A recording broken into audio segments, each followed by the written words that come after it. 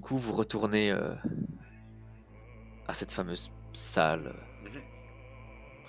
Voilà, je vous ai ramené où vous étiez. Effectivement, il y a un couloir qui continue par ici, à l'est.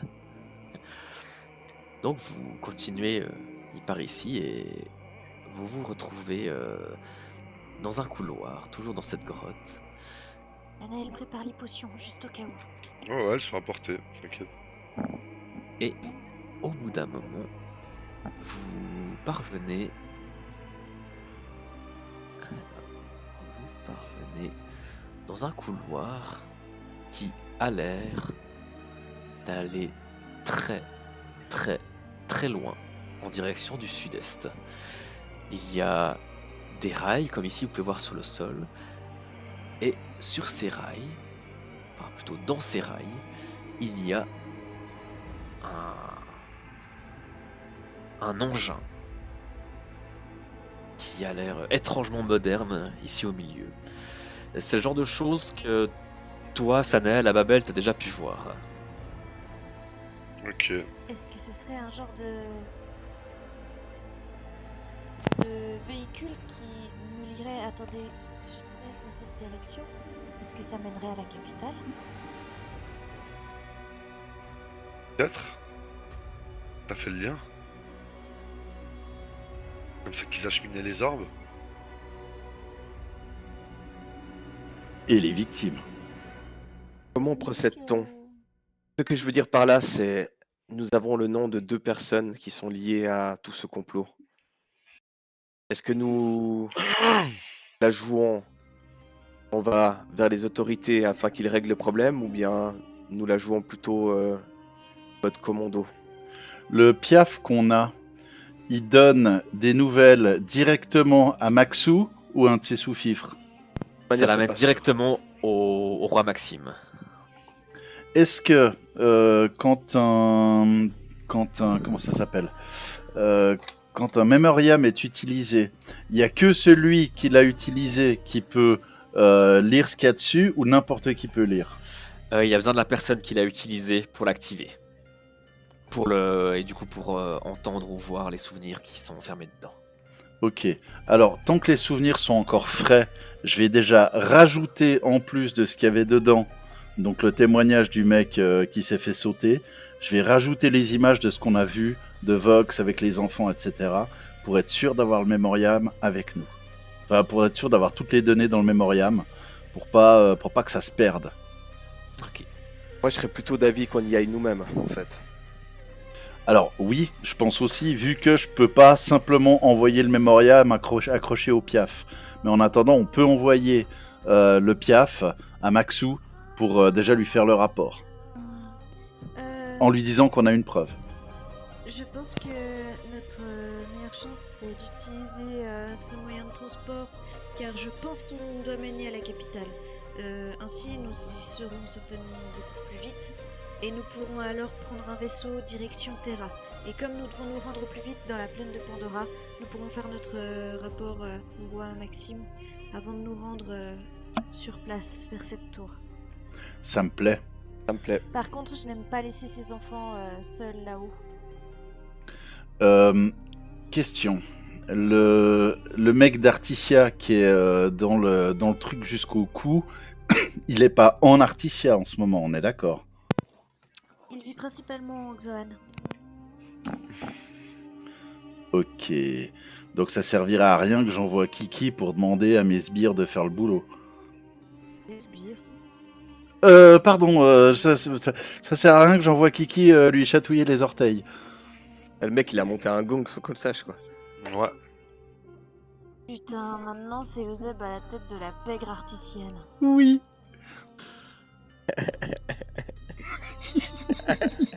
Il y a le oui, comme il est content. Et oui. Et si tu voyais le sourire que j'ai, putain, il fait le tour de la tête jusqu'à la fontanelle. Alors, à la C'est tête, grouesque, je trouve.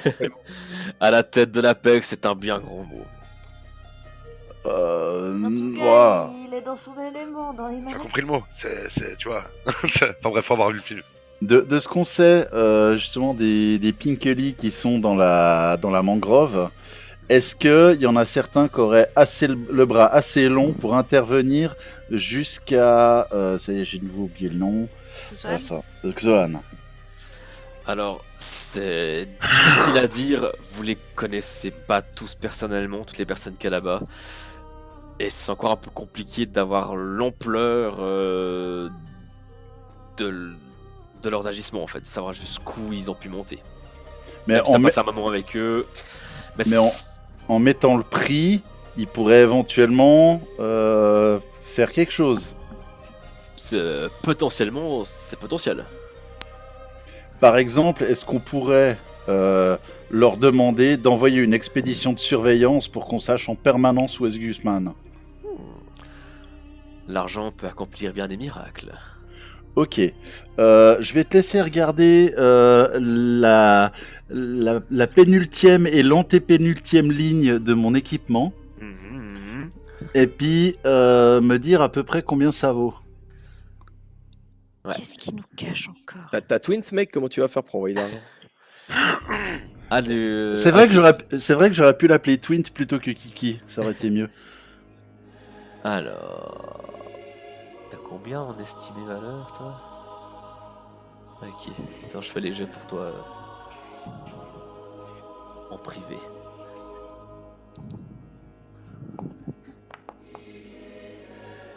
Ok. Je vais inscrire dedans les objets à combien tu les as estimés. Ok. En attendant, que décidez-vous de Euh, faire? Est-ce que parmi nous, il y aurait des gens qui sauraient, comment dire, évaluer des biens à leur juste valeur? Je me targue d'être un bon estimateur.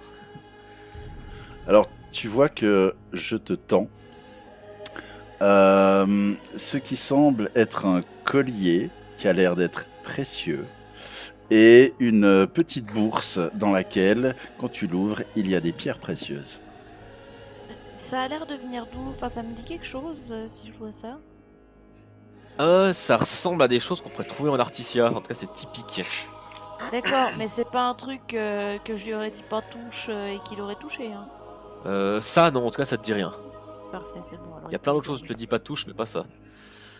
Ok.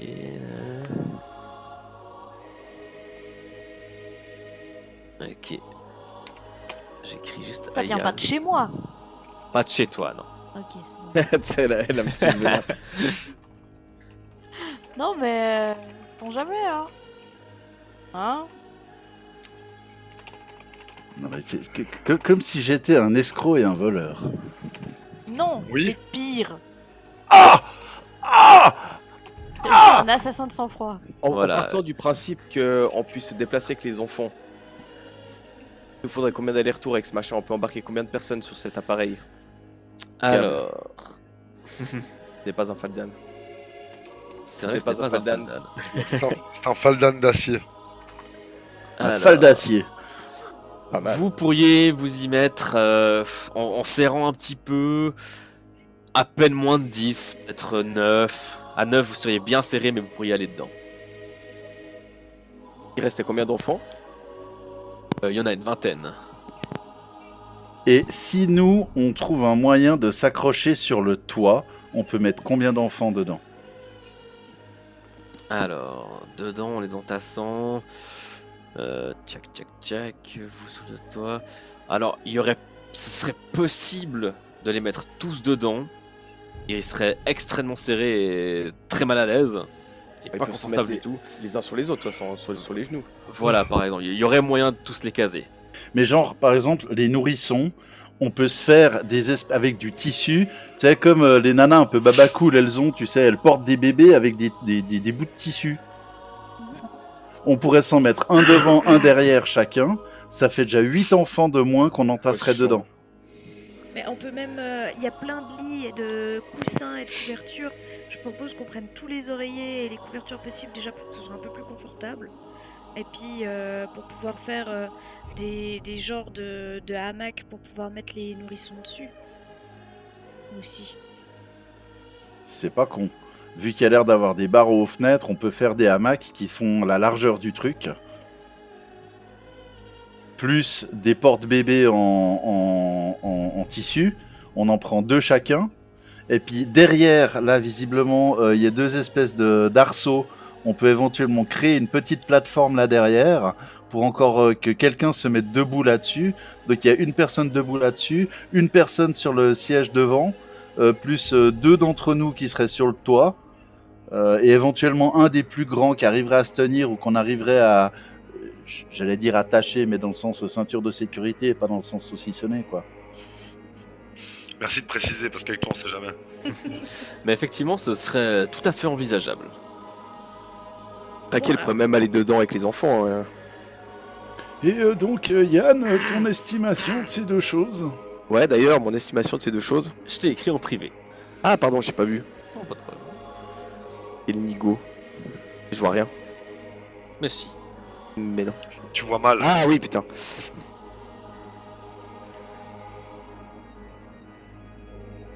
Bah écoute, je pense que c'est un bon prix. C'est-à-dire, Je sais pas, t'estimes ça à combien, toi? je te le dis tout de suite, ce n'est pas pour que je les revende pour moi. C'est pour envoyer une mission pour faire surveiller le guignol articien qui a fourni les orbes élémentaires. Alors je sais que j'estime très mal les choses. J'estime ça, je te montre les gemmes, à 150 VA et ça à 15. Je doute que j'ai raison. À combien estimes-tu ça? Les gemmes, je dirais 150 VA, on est bien. Et le collier, je dirais 300 VA. Ok, 450. Ok. Alors je mets le collier dans la bourse des gemmes. Et est-ce qu'il y a encore de la place dedans? Oui, t'as encore un petit peu de place, ouais. Pas énormément, mais tu pourrais rajouter encore quelques trucs. Ouais. Au niveau pièces de monnaie, je pourrais rajouter combien? Tu pourrais rajouter bien 50 VA en pièces. Ok, deal. Alors je fais ça. Ok. Et puis j'écris un mot en demandant d'aller surveiller. J'ai oublié son nom maintenant. Dorevano. Voilà, allez surveiller Dorevano à... Putain, j'ai vraiment de la peine avec les noms aujourd'hui. Babel. Angzoan, merci, Babel. je suis désolé. Donc allez surveiller Dorevano, Angzoan, et que une paye supplémentaire... Ça c'est pour commencer la mission, et qu'une paye plus importante suivra. Ok. Et tout ça t'attache à la petite Kiki. Exactement, et j'envoie Kiki.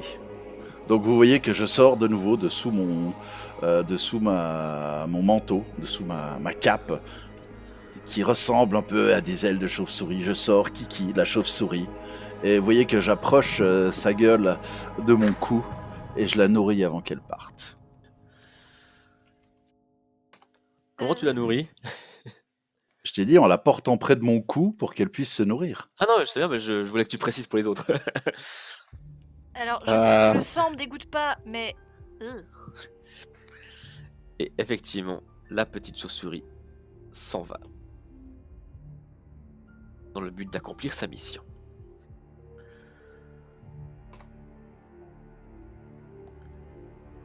Bien.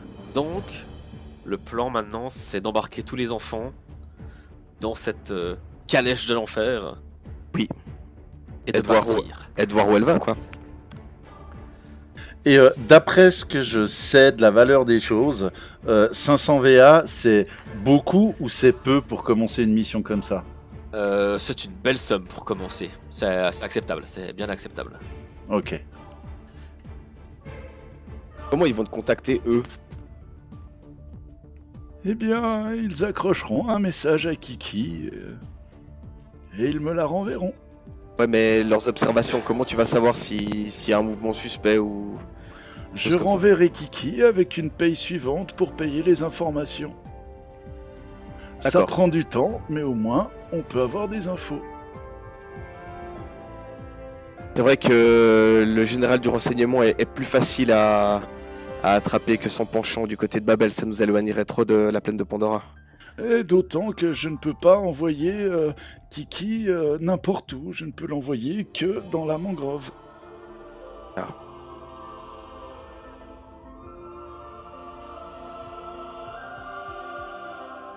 J'aime bien faire des petites surprises comme ça. Et du coup, si elle peut aller que dans la mangrove, comment elle va pouvoir aller à Babel? C'est pas elle qui va aller à Babel. Nous envoyons de l'argent, des biens, Ok, de très sorte bien. à ce que, Mais une fois qu'ils sont à Babel, les autres, comment ils te contactent? C'est ça que je piche pas. eh bien, eux aussi disposent de chauves-souris qu'ils peuvent envoyer. C'est toute une... T'en as chopé combien des chauves-souris, mec? Ah, moi, une seule, mais il y a tout un élevage là-bas. Joe, Ok. t'es de retour. J'avais pas bien piché, j'ai cru qu'il y avait qu'une seule chauve-souris. Alors moi, je ne dispose que d'une seule chauve-souris, oui, mais qui peut me permettre d'envoyer des messages à une personne de contact.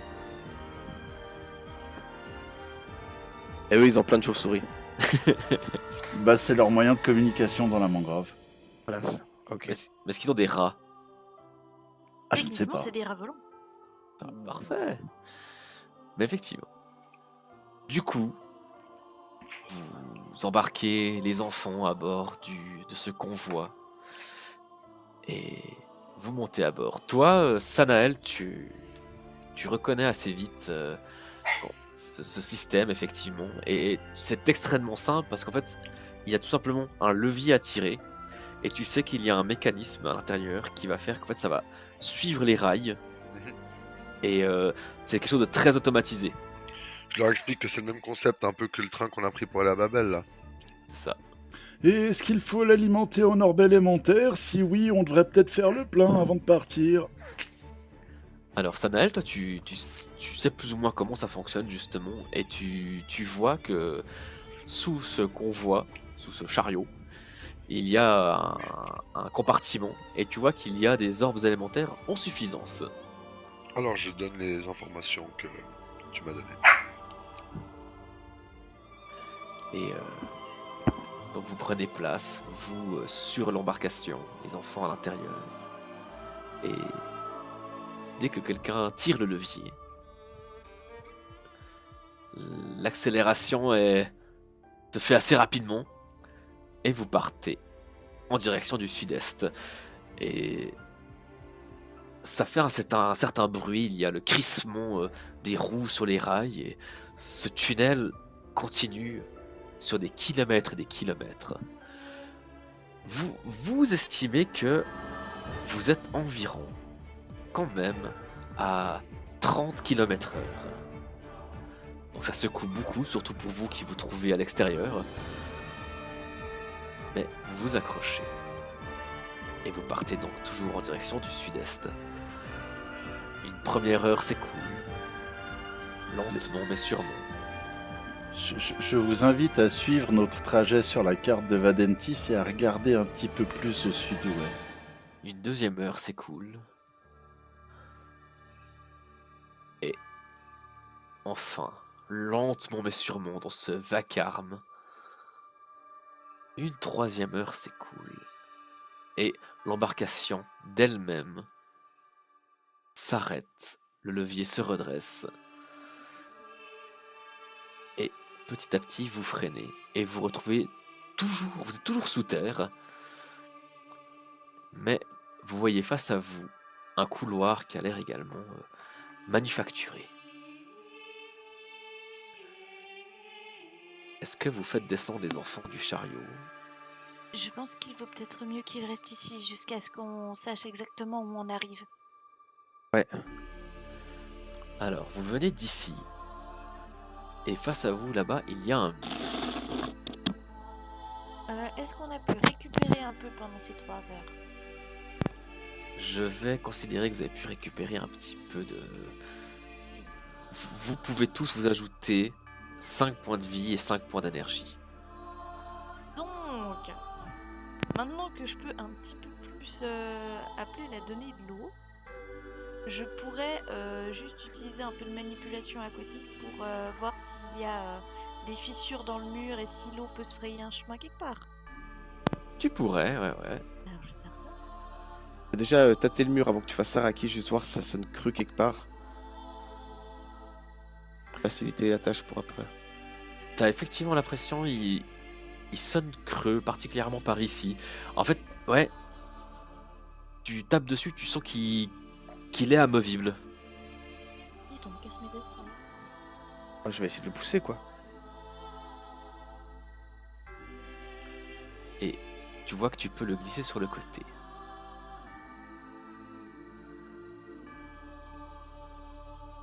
Et ici, donc, il y a cette pièce. Ici, un escalier qui monte au colimaçon, dans ce qui semble être peut-être une tour. Et ici, sur la table, vous apercevez un jeu de cartes. Ici, des fruits pourris. De ton côté, Zeb, tu ouvres l'armoire, tu aperçois des vêtements assez riches, assez nobles. Et sur la table, vous voyez également qu'il y a des écrits. Je vais m'empresser de lire. Je te laisse les lire. Alors, Terem 8, Judan 5410. On est en combien? C'est... Vous êtes en 5410, le Terem 8 Judan, c'était il y a un mois à peu près. Alors, cela fait maintenant une semaine que Père et moi, nous sommes enfermés ici. Je m'avais déjà parlé de cette cachette, mais c'est la première fois que nous devons l'utiliser. Mais dès que cet odieux Olaf Benjamin et ses Vahadrines ont attaqué Vatan, Père a insisté pour que nous nous cachions ici, sous la salle du trône. Père m'a expliqué qu'il y aurait un moyen de fuir la cité depuis ici, et il m'a dit que nous ne l'utiliserions qu'en dernier recours. Je commence vraiment à m'ennuyer. J'ai presque lu tous les ouvrages et la nourriture commence à manquer. Mais les hurlements d'Olaf Benjamin se font entendre, il nous cherche. Pourquoi personne ne vient nous chercher? Qu'on serons-nous libérés? Hugo Sullivan. Attendez. Ça veut dire que le Vox avait connaissance de cet endroit-là. Soit c'est parce qu'il a espionné le Nuntius, soit c'est parce que le Nuntius est dans le coup. Ouais. Soit c'est un moyen de fuite que le Nuntius connaissait parce que c'est quelque chose qui était inhérent à la ville déjà avant qu'il prenne ses fonctions. Vox étant un de ses plus proches bras droit en a eu connaissance aussi, comme un certain nombre, je pense, de gens de la cour, et il en a profité peut-être pour d'autres choses. Oui, Ce qui était mais prévu à la base. prendrons-nous le risque de nous dévoiler au Nuntius en sachant que peut-être qu'il est dans le coup? Ce serait pas étonnant vu qu'il a gardé Hugo Sullivan pour en faire le prochain Nuntius, soi-disant. Pourquoi lui spécialement? Mais pourquoi mettre un gamin aussi important, important dans un rôle qu'il est tout autant?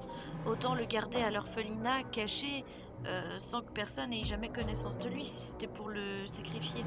Et oui, Parce oui. que parfois, la meilleure cachette, c'est en plein jour. Ouais, et puis il est bien plus en sécurité ici auprès du Nuntius qu'à l'orphelinat. C'est Maxou. Non mais, très honnêtement, Et là, en fait, attendez, tu- concrètement, là, ce qu'on a, c'est juste qu'on doit rejoindre Terra au plus vite. Si on parle au Nuntius, on a accès à des vaisseaux volants. Si on lui parle pas, on se tape la route en Faldan. Oui, mais si on lui parle et qu'il est dans le coup, on est directement dans le guêpier et on est mort. On et n'est pas Vaden obligé tisse de tout lui avec. révéler. On peut Oui, mais juste se comme- révéler à lui, dire qu'on doit se dépêcher, prendre un vaisseau, et puis basta. Oui, mais là, on est sous la salle du trône. Donc, ce qui veut dire qu'on va sortir dans la salle du trône. On pourra pas lui dire qu'on est venu Yukaida par la campagne. Il va bien savoir qu'on vient d'ici et il sait où ça mène. Donc, s'il est dans le coup, il sait d'où on vient. Et s'il est dans le coup, il sait ce qui était censé se passer et il va vite comprendre que on sait tout. Non mais... Et il a une juste- armée avec lui, Raki. Mais l'orphelinat, il est à combien de temps à pied de la capitale? C'est 60 km si je ne m'abuse. Ça veut dire qu'il faudrait reperdre des jours et des jours juste pour être sûr qu'il soit pas dans le coup. Enfin, moi perso, je le sens bien, Nuntius. C'est Vox que je sentais pas. Je trouve que c'est perdre beaucoup trop de temps pour cette tour qui est déjà en train d'apparaître. Oui, mais l'emplacement de cet endroit laisse planer un doute que pour moi, on ne peut pas prendre ce risque-là. Bien C'est- sûr qu'on peut le prendre. Bon, au pire, si le Nuntius est coupable de quoi que ce soit, on va le voir très vite et puis on peut toujours le prendre en otage. On peut peut aussi lui péter la gueule. Ouais, on va pas péter la gueule au Nuntius, Raki réfléchit. Si il nous attaque, s'il a l'air coupable, on lui pète la gueule. Oui, d'accord, mais si on peut éviter, parce qu'il a une armée derrière lui et les gens vont pas comprendre. C'est ça que je suis en train de te dire, c'est que on s'attaque au chef d'un pays. On pourrait très bien être le chef d'un pays aussi. Oui, non, c'est pas ce que je dis, Raki. Et on m'attaque quand même. Je vois pas pourquoi lui il devrait être protégé plus que ça. Parce que toi, tu pourrais l'être. Lui, il l'est. Ouais, et ben vu son âge, il l'est peut-être pas encore pendant très longtemps. Non, mais d'accord, mais pas raisonnable. Peut-être qu'on va y aller, peut-être qu'on va monter ces escaliers et pas perdre ce temps. Mais il faut qu'on évalue les risques. On peut pas s'attaquer aux dirigeants d'un pays comme ça. On peut aussi essayer de monter discrètement et sonder les environs. C'est une option.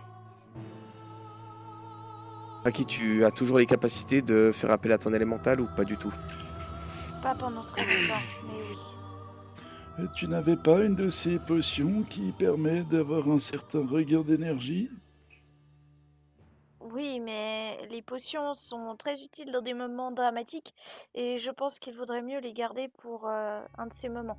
J'ai encore l'énergie de le faire et si je suis vidée au niveau énergie élémentaire, je pense que je pourrais puiser dans mes propres forces. Bon bah, si ton élémental pouvait juste monter discrètement et puisse voir comment ceci... qu'est-ce qui se trouve dans la salle du trône? Si tu sais seul, s'il est là, s'il est pas là, s'il y a des soldats. Déjà, on est quel moment de la journée? Alors, aucune idée. vous étiez entré dans l'orphelinat, c'était près de minuit. Vous avez parcouru au moins 1 heure tous ces souterrains, plus 3 heures de trajet. Il doit être 5-6 heures du matin en tout monde. Ok. Donc le palais est en train de se réveiller. C'est pas Les, bon du tout. les domestiques sont déjà à l'œuvre. Ouais. Les gardes sont là. Du coup, Raki, tu veux envoyer ton élémentaire un peu plus haut, c'est ça? Alors, je te laisse lancer ton sort. Bien. 14. Donc, tu envoies l'élémentaire qui gravit ces escaliers en colimaçon tout en volant.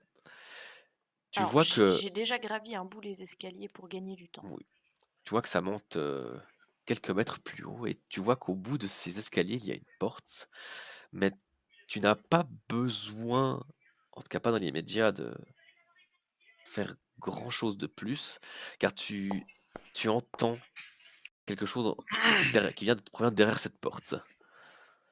Tu entends, oui, c'est clairement la voix d'un vieil homme en train de pleurer. Tu l'entends, tu entends même certains mots. Tu entends "Oh Seigneur, pourquoi cela s'est-il passé ainsi? Nous avons tout donné pour vous. Toute notre lignée s'est sacrifiée pour vous. Vous nous aviez dit que nous serions ceux qui allaient vous faire renaître. Alors pourquoi cet échec?" Voilà ce que tu entends jusque-là. Ah, c'est aussi important de la voix, donc il sait. Ok, alors je descends, vous me voyez l'air dépité. Ok, j'ai rien dit, on retourne en arrière. On monte et on le bute. Attends, Raki, pas forcément. Qu'est-ce qu'il disait exactement? Alors je répète tout ce que j'ai entendu au mot près. Clairement pour moi il parlait de ce qui s'est passé et il a senti que le rituel a échoué et il est dépité de ne pas avoir réussi et du coup il est du côté des élus d'Estuance. Je pense que c'est bien l'une chose que j'ai entendue. J'ai reconnu sa voix. Ça y ressemblait beaucoup en tout cas. Et là, je pense que vous avez jamais vu Euseb avec un sourire aussi satisfait sur son visage. Mais j'y pensais déjà depuis un moment aussi, Péruzeb. Pour moi, c'était une possibilité existentielle. Parce Donc, que il l'avait choisi spécialement. Donc nous n'allons pas nous attaquer à son armée et nous allons retourner en arrière et... Raki, Je sais pas ce attends. qu'on peut faire des enfants, mais Attends, on peut attends un utiliser petit le moment. vaisseau, enfin le bateau qu'on a pour rentrer. Pourquoi ces choix drastiques? Maintenant, nous avons l'information. On n'est pas obligé de rentrer et de faire tous ces kilomètres. Il est en train de pleurer là en haut. je vais le saisir et que je le prends en otage ici dans la chambre de Hugo Sullivan, peut-être qu'il coopérera. Ça coopère pas. m'étonnerait. On lui coupe la tête. Je sais pas si t'as une idée du retentissement politique que ça va faire et du fait qu'on va devenir officiellement des renégats du monde. Et on fait ça discrètement. Personne ne saura. Je suis pas sûre qu'on puisse Mais il y a assassiner un chef d'État si ça discrètement. Si ça marche pas, c'est la merde. Ouais, puis si c'est effectivement tous des porteurs de la voix, ça va se répandre. Il vaut mieux rester discret sur ce coup-là. Et on peut déjà envoyer le piaf à Maxou. Donc on retourne en arrière et puis on se rend à Terra par nos propres moyens.